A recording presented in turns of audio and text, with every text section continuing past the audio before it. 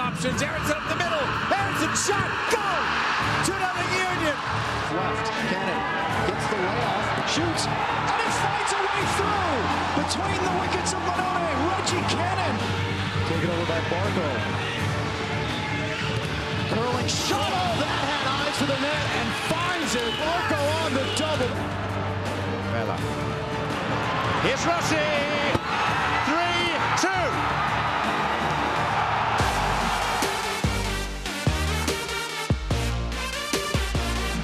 It's the day you've been waiting for. We're all holding our breath. No, not MLS Cup. No, not opening day. No, nothing in between. It is the big reveal in 2019 for 22 under 22. You know 22 through 11. Today we will reveal 10 through 1 live right here on this show. We've got interviews with a couple players, some breakdowns of the board. I'm Andrew Wiebe. This is Bobby Warshaw. This is Matt Doyle. You know this. It's the AT&T MLS Studios. And Doyle, before we get to the list, which I know that is what you're waiting for, give us the state of hashtag Play Your Kids in 2019. It was a banner year for hashtag Play Your Kids, Wiebe. What we saw over 2018 was almost 50% increase in minutes for players under 22, and that's just domestic. If you throw in imports as well, it goes up even more. Saw more than a 50% increase in goals scored. Saw more than a 50% increase in assists as well. So just across the board. And it's not just guys who are being imported.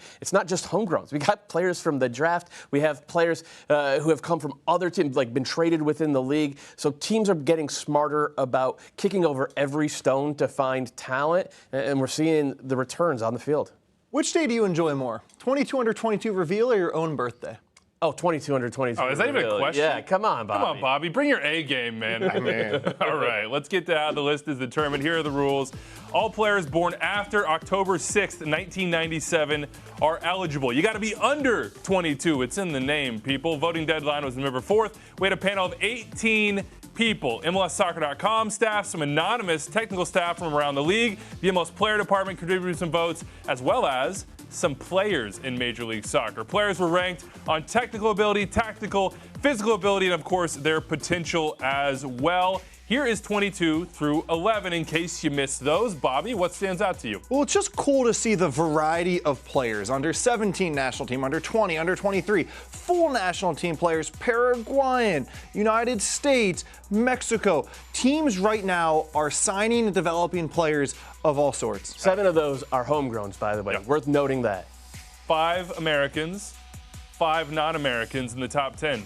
Just going to throw that out for you. A little bit of a hint, a little teaser to keep you interested as we go. Here's some alumni, let's call them. Yeah, from 2018. No big deal. Alphonso Davies, just the starting left back for Bayern Munich. Tyler Adams, one of the best midfielders in the Bundesliga, and Yangel Herrera. Those first 2, though, Bobby, wow. Yeah, we all knew that they would have we expected or suspected they would have very successful careers, but I don't think any of us thought that they would go to Europe, go to Germany, to a league like Bundesliga and do so well so fast. Yeah, and Herrera has actually done the same thing with Granada in La Liga. I mean, he walked right into that starting lineup. He's a starting central midfielder for a team that has their eyes on Europe at this point. And if you saw him play for NYCFC over the past couple of years, you knew he had that in him. You knew that talent level was there. Same as for Davies and Tyler Adams. All right, enough with the chit-chat. Let's get right to it and start the reveal. And we begin at number 10. Gianluca Busio from Sporting Kansas City, 17 years old, 3 goals, 1 assist in 10 starts in 2019, a U.S. U17 international, Bobby, and reports were that Fiorentina was sniffing around for a couple $1 million. And what makes him so exciting, Andrew, is that he has something that you can't teach. He has a knack for finding space, an area in the box to score goals. And if scoring goals is the most important thing, if it's the thing that players get paid the most to do, he has an ability to do it. And Matt, you've compared him to someone like Thomas Muller, and I think it's spot on. And the fact that he has that already, something that you may or may not actually be able to instill in players, it's such a huge advantage over his peers. Still just 17 years old. For what he needs to work on, let's go to Matt Doyle at the board. Yeah, as Bobby referenced, Busio is a talent in the box. He has a special instinct, but he shows that less often in central midfield. In fact, he's way too passive, way too often, and you can see it right here. He's the number 10, checking back to the ball. Sporting Kansas City want to play through them, and he has all this space to lay it off into, and Felipe Gutierrez is making this run. And Felipe Gutierrez is frustrated that Gianluca Busio does not see that run. He actually waves his hand a little bit. But okay, they get on the ball, they cycle it around a little, and you can see Busio checking his shoulder, getting into good spots, and he has options, and once again, he plays backwards. That's the Gianluca Busio experience, and so is this. He's very good at reading lanes defensively. He's actually a force magnifier in that central midfield for Sporting Kansas City. But when he gets on the ball right here, he has to drive forward. He has to either eliminate those defenders off the dribble or play early to Shalloy on his left. He does neither. Eventually, he just plays a square pass, gets Shalloy into trouble. It leads to a turnover.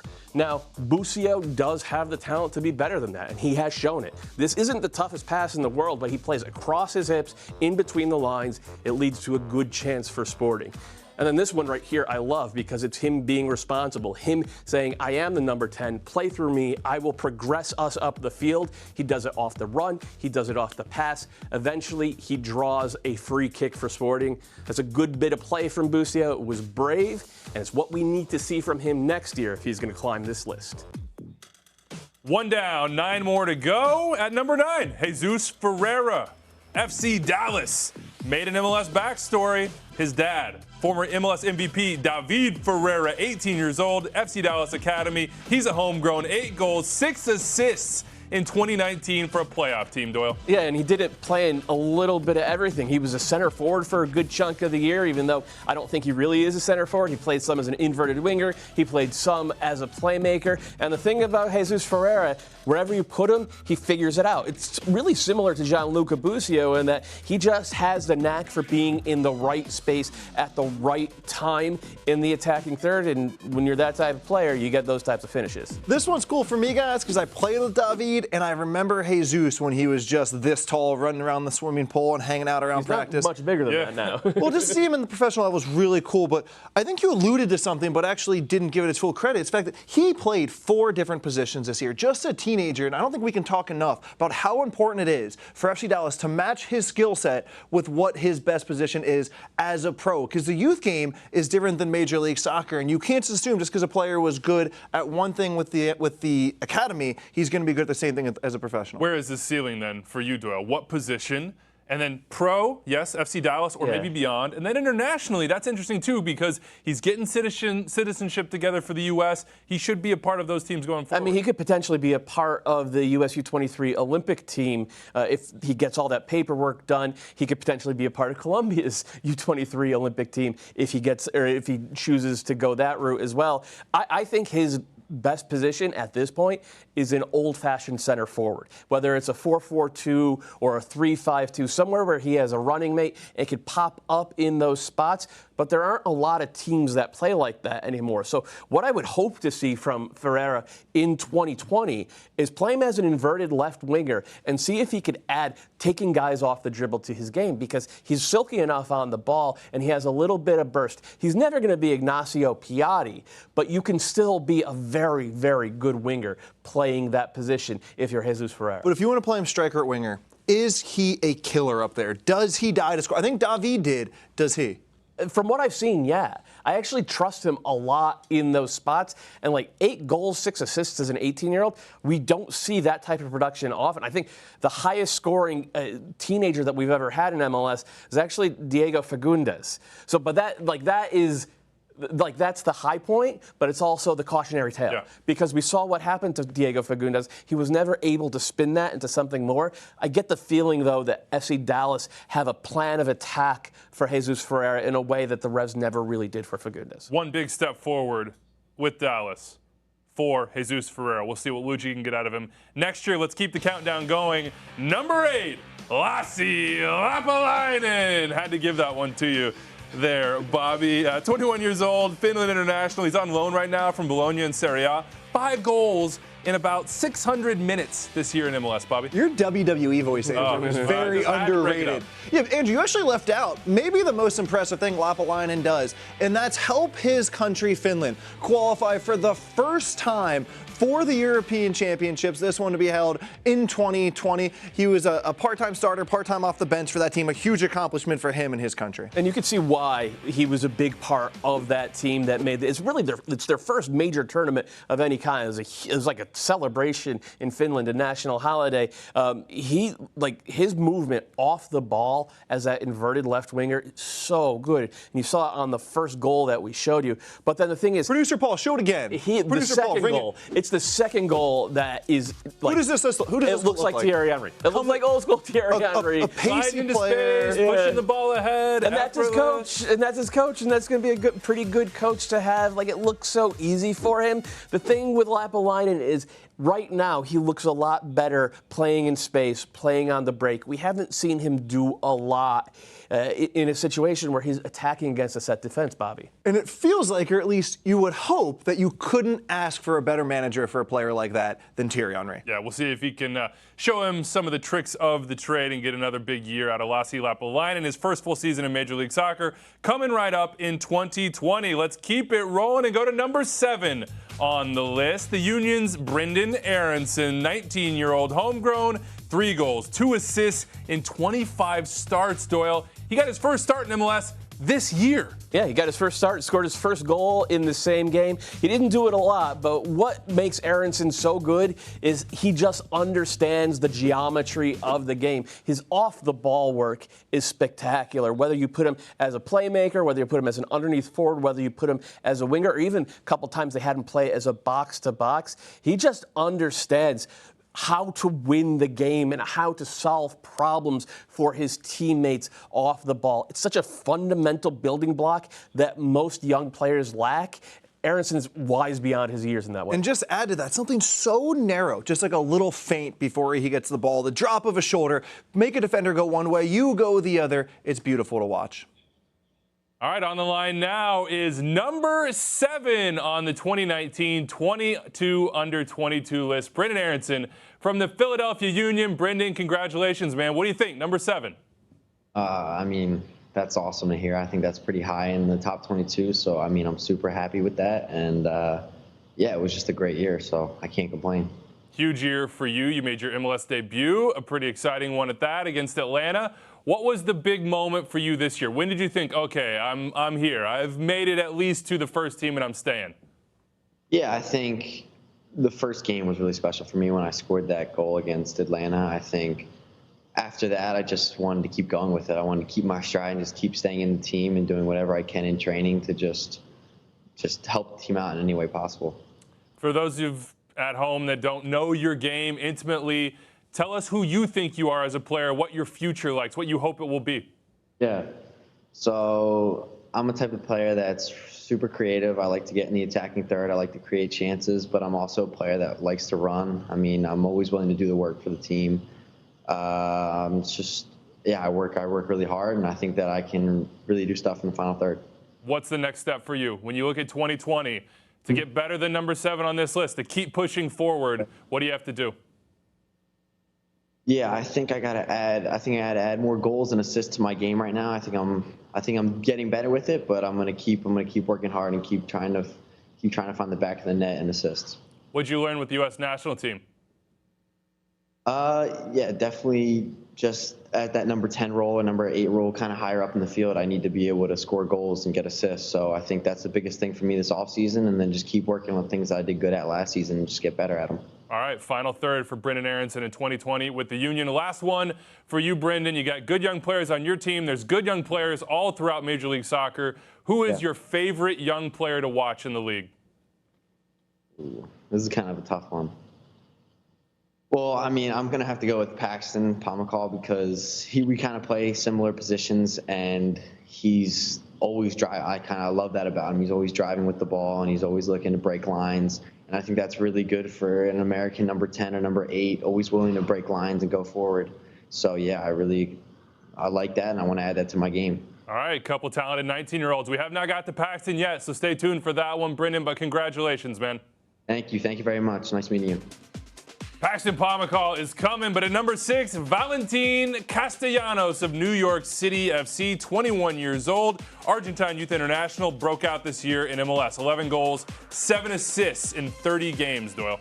Yeah, and he was kind of the poster child for Play Your Kids because his first 700 minutes in the league, I think he scored 1 goal, and then his last 1,300 minutes, he scored 10 and added a bunch of assists as well. And he's another guy, a little bit like Ferreira and Busio, where you're not sure exactly what his best position is. The difference is, like, you could see, he's a man now. He's 21 years old. He's big and he's physical, so they ended up using him a lot as a center forward. And once he gets around that 18, he delivers. It's a ridiculous comparison, but it feels fitting in this scenario. His progress has felt a little bit like Cristiano Ronaldo at Manchester United. And obviously, he's not quite that good, but he shows up. He's a flair winger, likes his step-overs, likes his hair to look good, and then he progresses. He puts on a little muscle, and all of a sudden, he's heading in goals, he's smashing in goals. He adds some real substance to his game. Yeah, it was substance in, like, every formation they played this year as well. That was one of the really impressive things about Castellanos, who I honestly think is underranked in this list this year, whether it was the 3-4-2-1 or the 4-3-3 center forward wing underneath, he figured it out. We'll have to see what he does with a new head coach in the Bronx in 2020. Let's now recap where we've been before we get to the top 5, 10 through 6. Here you have it. Gianluca Busio at 10 of Sporting KC. FC Dallas's Jesus Ferreira. Montreal's Lassi Lappalainen. Brenden Aaronson from the Union. And Valentin Castellanos from NYCFC. Doyle, you felt like Castellanos maybe had the talent, had the production to be better. What about the rest of these guys? I mean, they all have the talent to move up or to have been higher. I think if Lappalainen had played the entire season, he would have been top 5. But the other 3 guys, I think they're in the right spot. Brenden Aaronson was very honest. I need to score more. I need to get more assists. I need to be more dangerous about breaking lines. And with Busio and Ferreira, it's about finding the right spot on the field and being a force all over the field, not just in the 18. You know what I really like about Busio's situation, Matt, and you love the Play Your Kids, but there's also a part of that. You need structure around you. You need veterans. You need leadership. And Peter Vermees, Matt Beasler, Graham Zusi, these people who know how to be successful, who know how hard you have to work to become good, you love to see that structure around a player as talented as Busio. There is 10 through 6 on 2019's 22 under 22. Let's get to the top 5. And at 5, FC Dallas's Reggie Cannon, 21 years old. He's a homegrown. That's how they do it in Dallas. 2 years as a starter with this team, 60 starts and 10 caps for the U.S. national team, Bobby. He is moving up and moving quickly. He does. You know the best part about Cannon? He doesn't mind defending. And it sounds so obvious, but guys, when you look around the world and you see a young outside back, how often does he look like a real defender opposed to just a winger? And Cannon is someone you can give a defensive assignment to, and he will actually execute it. And we've seen him execute it not just in MLS. He was on the field for the U.S. in the Gold Cup against Mexico in the final as a 20-year-old, and I would argue he was one of the better players for the U.S.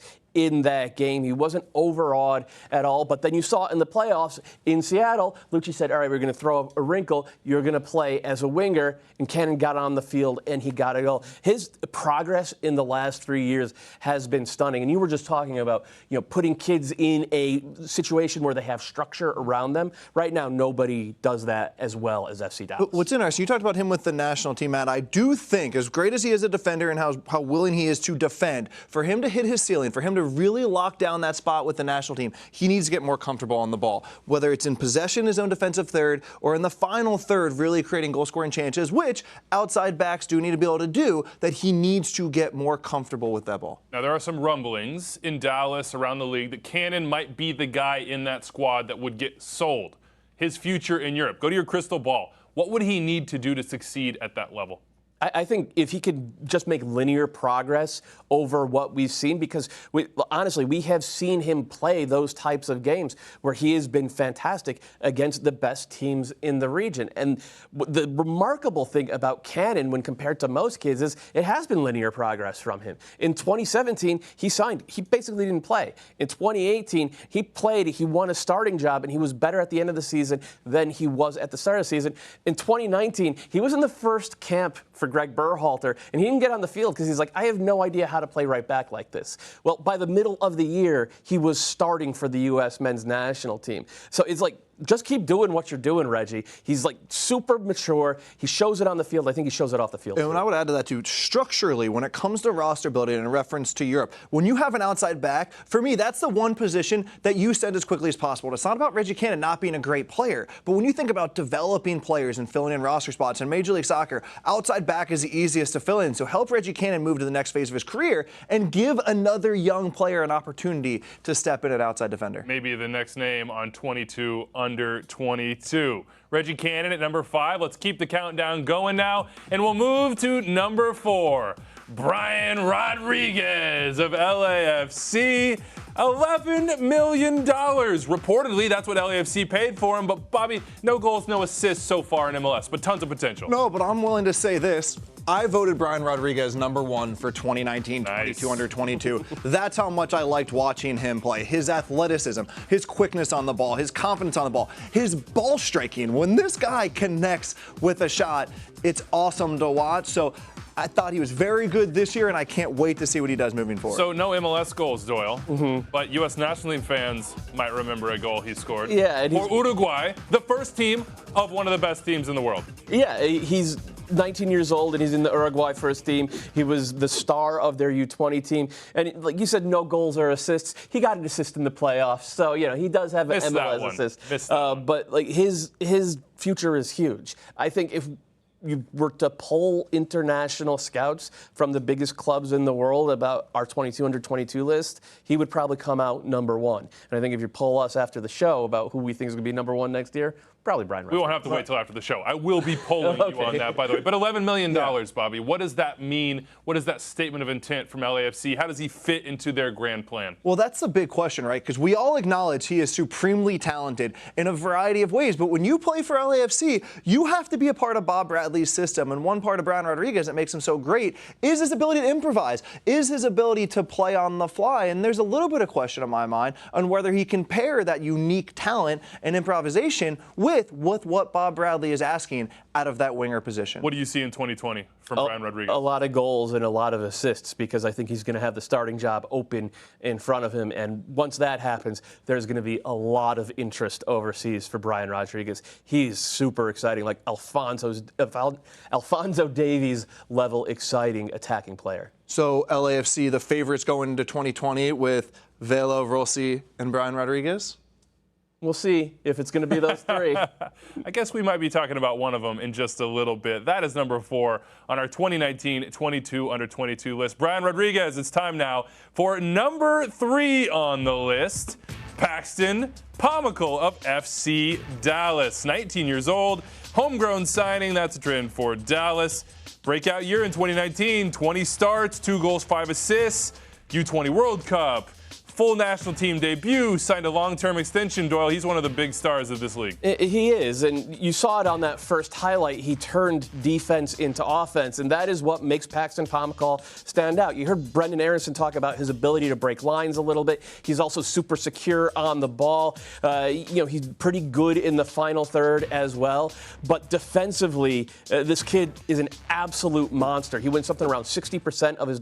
He won a higher percentage of his duels this year than Ozzy Alonso or Diego Chara, one of theirs. He's just the most complete American midfielder we've seen at least since Michael Bradley, maybe go all the way back to Claudio Reyna. So I don't get quite as excited about young players as you. I might argue that there's not enough air in the world to get as excited about young players as you. But I'm pretty dang excited about Paxton Pomykal. For the number one reason is his personality, you guys. One of the things I worry about with young players is that they don't quite have the ability to, and I'll use the phrase, see red.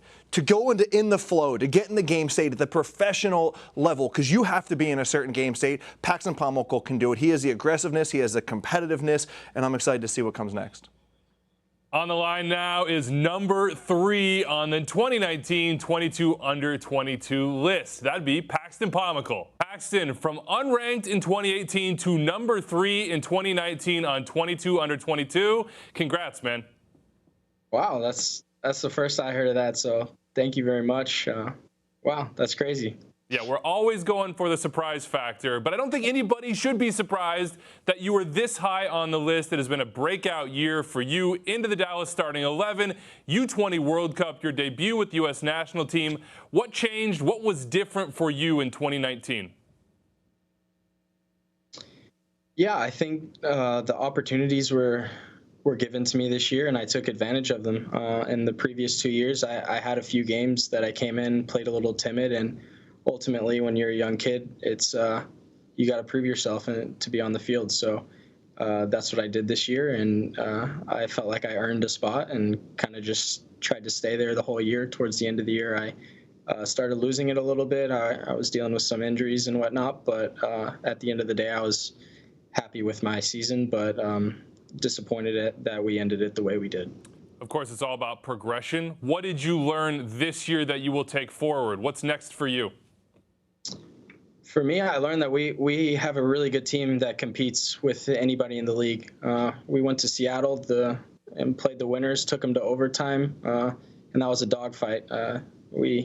Even game could have gone either way. So we learned that we have a really good team and a lot of young guys. So we know how to get in and out of the league a little bit better, and we'll do better next year. And like I said, having a young team each year, we're just going to improve and hopefully win a championship. You'll have some bragging rights on Reggie Cannon, who came in at number 5 on this list. But there are 4 in 22 from the FC Dallas side. There are 3 in the top 10. What's in the water, man, there? Young players getting opportunities, taking them. Yeah, we have a great philosophy here. Reggie, Jesus, Brenden, Edwin, all of us had a really good breakout season. The philosophy from president all the way down to assistant, head coach, everybody, academy, we strive to play our young guys, and not just to play them, but to compete and win games. And I think we proved that this year by making playoffs. And like I said, going to Seattle, and just tremendous performance and a lot of progress from the start of the season to the end. For Brenden, for Jesus, for Reggie, for you, it's not just about Dallas. It's about the international game as well. You made your debut with the U.S. Has Greg Berhalter given you any insight on how you stay in that first team this year and going forward? Yeah, I think the message always has been from the national team that the most important thing is getting minutes and playing at the highest level with our clubs. Ultimately, that's the games they watch week in and week out. So I have to be the best player here and in the league to be able to play on the international level against other top talent around the world. So my focus every day is at FC Dallas right now and just trying to be the best I can here to earn that opportunity. And we know your future is with Dallas for the time being. Sign an extension. But I'm thinking about 2020, Paxton. You're number 3 now. How do you get to number 1? Oh, I think just more consistency. I had a lot of games this year. I felt like I wasn't consistent. I had really good games, and then I had average games, and then I had a few really bad games. So to be able to get on the score sheet more, have more assists, be more involved going forward, and ultimately just be more consistent and have more of those really good games than average and bad games. More good than the bad. Paxton, congratulations. Number 3, thanks for chatting with us, man. Yeah, thanks for the news. It's awesome. Appreciate it, guys. Number 2, Ezequiel Barco of Atlanta United, 20 years old, had his best season in MLS in 2019, 4 goals, 5 assists, including the playoffs. That's in 18 games played. He was injured for a while. Doyle went to the U20 World Cup with Argentina, but starting to show why Atlanta paid $15 million reportedly for him. Yeah, showing a lot more assertiveness in the attacking third and a lot more opportunism as well, as you see on this goal right here. He's starting to look more like that guy, like you said, a $15 million player. He does have a ways to go, but it's the nice thing about being on a team like Atlanta with so much talent is like you can just kind of fit in and figure it out over enough time. And when you have a right foot like that, you can do some stuff. So, Matt, you're talking about Ezequiel Barco as a player, but what makes this young man so interesting to me is that he's not just a player. He's a proof of concept, and he is an asset, not just for Atlanta United, but for MLS as a whole. And he doesn't just need to be good in Major League Soccer. He doesn't just need to be $5 million good or $10 million good. He needs to be potentially $15 million or more good. Yeah, we've seen some progression from Ezequiel Barco in his 2 years here, but we haven't seen that yet. And you can see why they invested so much in him. He's good on the ball. He's quick. He can get away from defenders, create separation. But there hasn't been enough of this. He's hit these passes in the playoffs, 2 of them that unlock defenses. Well, if you're a professional, high-level, creative, attacking midfielder, you have to hit those passes all the time. That's what Barco's job is supposed to be. And if you compare him to guys like Ladero or Valeria in this league, he hasn't been the same level. I do think there's a part of figuring out where he is on the field and what type of player he is, because I don't think Atlanta United has done that. But I still feel comfortable saying this, Matt, that he has not been a $15 million player in Major League Soccer yet. He just hasn't. He has not been as good as Alphonso Davies, or certainly not close to Miguel Almiron. What he does have in his favor, though, is this overall narrative. Scoring in Copa Sudamericana at 18, playing well in the under-20s with Argentina, potentially playing well in the upcoming Olympics with Argentina's U23s, and it's that full body of work and that full narrative that gets the price point to where Atlanta United would accept and a big European club would buy. What comes after number 2? Well, number 1. We'll get there in just 1 second, but here are your previous number 1s in 22 under 22. We'll try to ignore the fact that it was 24 under 24 for a while, but we made the right decision. It's down to 22. Davies, Almiron, Larin, Castillo, Yedlin. I mean, there are some big names in this list. There are a lot of attackers. We do love our attackers there. Shout out to DeAndre Yedlin for winning it way back in 2014. But the big story is most of these guys have gone on to do big things at big clubs. The teams have reaped the rewards of developing their young players. I just want to know if there's a bonus in their contracts for getting top 5 in 22 under 22 yet. Not sure. We'll have to ask. We know who number 1 is, though. We should reveal it. Might as well do it right now. Number 1 in 2019's 22 under 22. Diego Rossi of LAFC, 17 goals, 9 assists, and 35 starts this year, including the playoffs. He's 21 years old. He's been linked to Serie A. It's a big winner for him. We'll see if he moves. But Doyle, he was the player by a landslide at number 1. Yeah, and he deserved it. If you look at his productivity, I know this is a lot about potential, but we have seen kids with high potential in these spots before. We mentioned Diego Fagundes. He was so great at 18. He didn't live up to it. Well, part of being a phenom is living up to it. Part of being a phenom is dealing with the pressure, adding to your game, and delivering for your team in big spots. Diego Rossi did that. We've enjoyed Rossi in Major League Soccer. We'll see how long it stays that way. He is number 1. And for more on the LAFC goal scorer, Bobby's at the board. Diego Rossi plays on the left wing, but it's actually helpful to think about and describe him a lot like you would a center striker, and this goal helps illustrate that. Now remember, Rossi, 17 goals in 2019, and 15 of them came from 2-touch or 1-touch finishes in the box. Now, I would break it down into 2 parts. The first, the movement. Notice how, like any good center striker, he comes off the back shoulder into the blind spot and then cuts in toward the near post. The second part of that is the finishing technique. He doesn't overswing. He runs through the ball and he guides it back to the near post. And for me, that sounds a lot like you would describe a goal by an elite center striker like Bradley Wright Phillips or Joseph Martinez. Rossi just does it from the left wing position. I also want to talk about this, and it's as he moves forward in his career, he needs to get a little better in moments like this play. Receiving the ball wide and running at a defender to create his own shot or a goal. Throughout 2019, he only did this twice, and LAFC desperately needed more of it from him in the latter part of the year. Now, if he can add this to the already excellent skill set he has in and around the box, then number 1 in 22 under 22 will just be the first of many accolades he gets throughout his career.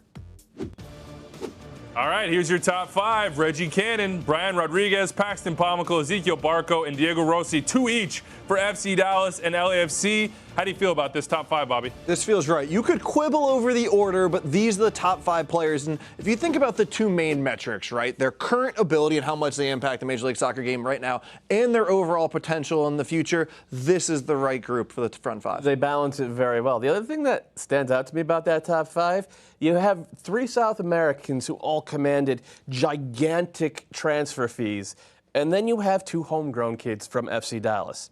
FC Dallas is playing a slightly different game here, and I wonder when we're going to see the other shoe drop for them in terms of financial upside. It could happen as soon as this winter. I just think it's because they had good mentors at the club before that. Oh, yeah. Good guys to look up to. What'd you teach Jesus? Cannonball, can opener? What were you doing? Like backflip at the pool Well, That's fair. That's fair. He's got 7 more goals than Bobby Warshaw did. Fun fact for you right there. All right, let's see what the fans said. We put the vote at MLSsoccer.com to everyone to see what they think. Here is the fan-voted list. Frankie Amaya made it in. Everyone George Bello made it in from Atlanta United. Everyone knows that fan votes are fair and balanced, Andrew. Exactly. I'm just curious to see who potentially made number one and what city they was play a in. snub on the experts list. But he got in, the Rapids fan, stuff. There you go. Well, not at that time. At that time, it was Union fans still. Ezequiel Barco, though, number 1 for Atlanta. Diego Rossi, Atlanta number won a 2. fan But vote? it is very close here to your top 5. Just Brian Rodriguez out at number 7, and he didn't have much production, though he passed the eye test this year.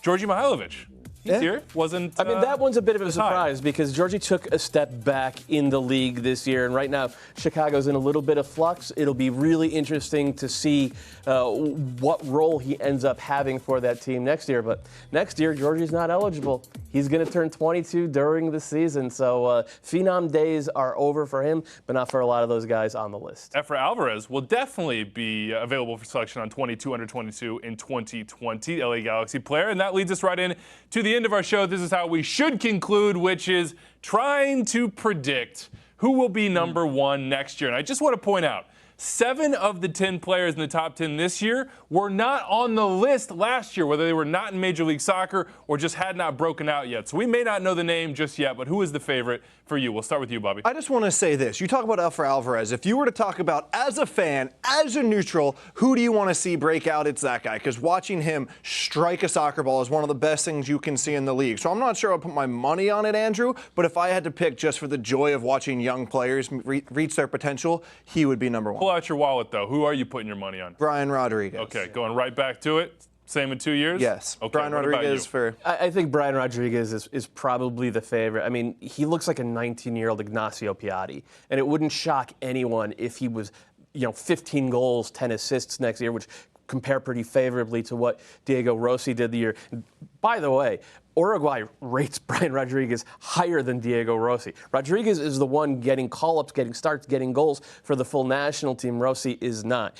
Beyond him, obviously, if Barco's still in the league, he has a lot of potential. But I honestly think it would be Pomykal. His ability to win the ball, his ability to be a force on both sides of the ball in central midfield, honestly, it means his ceiling is so high because you don't lose anything by putting him out there as an attacker. How about you, Wiebe? Who's your I'm making a prediction? guarantee. Okay. An FC Dallas player will be number 1. Don't know if it's Paxton Pomykal. Don't know if it's Jesus Ferreira, who had 8 goals, 6 assists at 18. Don't know if it's Ricardo Pepi or somebody else. Maybe it's even Brian Reynolds. Because if Reggie Cannon gets sold, he's moving right into right back. And we've seen in DeAndre Dudlin a right back get number 1 on this list. God, that's maybe a stretch. I hope people watching understand that Brian Hey, Reynolds. Chris Reynolds is a great player, too. Chris Richards. Yeah, There you Chris go. Richards. He would have been on this list as well, but he's at Bayern Munich. One last thing. Speaking of play your kids, Chris Karen, who was not able to be here to be our producer on this show, but has been doing it all year long here in the AT&T MLS studio, the father of twins after Thanksgiving. So congratulations to Chris Karen. Maybe in, about 18 years, we'll be talking about one of them in this list as well. All right, that's it for us. You can find all the coverage of 2019's 22 under 22 at MLSsoccer.com. We'll leave you with the top 10 moments from this year's top 10 crop. And a final reminder for you GMs and coaches, if you're watching, #PlayerKids. Gianluca Busio finding the back of the net. Gianluca Busio has scored in front of the home crowd. He's going to go straight to Ferreira.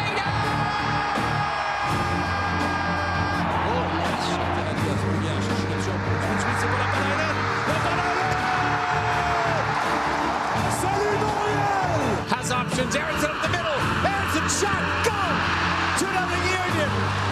At least through the first half. Ring time, the pass. Castellanos! Stunner! Cannon gets the layoff, shoots, and it fights a way through! Reggie Cannon! Brian Rodriguez. Romney getting back at him. Rodriguez. Ferreira from Pomykal. Pomykal turns, shoots, and he beats Romano. Curling shot, oh, that had eyes for the net and finds it. Barco on the double. Here's Rossi.